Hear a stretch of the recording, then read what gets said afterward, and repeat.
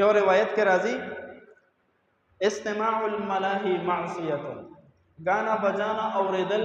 نافرمانی د الله رب العزت، والجلوس علیها فسق، او گانا بجانا والو سره ناس تپاسته کول چې مجلس ګرم دی گانا وی لګي او تو سره ناس ته نو دانا حد نه تجاوز کول دی، دسه انسان ته فاسق وی لګيږي، فسق ته دا الله د احکاماتو نه تجاوز کول دی. والتلذذ بها کفر، او څوک چې دا گانا بجانا نه خوند او مزه اخلي نو ولې دا کفر دی، په دې سره انسان د اسلام نه وځي. گانا دم لګولې د ګنام کې او فخرم کې خوند او مزه ته مخلې وسره غړېږي. اندازه لګو علماء لیکلي دي یو انسان دی هغه سوشل میډیا باندې یو غانا شیر کړ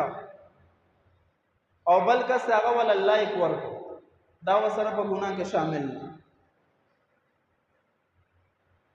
یو انسان دی هغه غانا وکتا او پزله کې اړودا رحم رانه لو چې د امت مسلمه کم طرف ته روان دي او د سه الله غونډه خوشاله غونډه اظهار کو جو ګره د موږ نوجوانان د څه ډانس کوي د څه غانې ویلې دا او دا پټول امت کې چې مشهور شو تو سره هم شامل دي.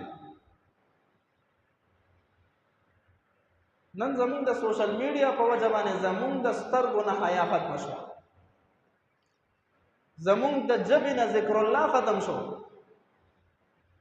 اغه لا اله الا الله استغفر الله سبحان الله الحمدلله د دې هغه رواج به تسبیح به موږ سره لاس کې الله ختم شو. موبایل زمون نه ارسه پاتې کړ، مور او پلار رانه پاتې کړل.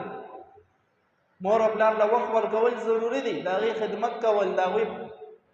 ضرورت پوره کول، دا غي د دوی خیال ساتل، دا غي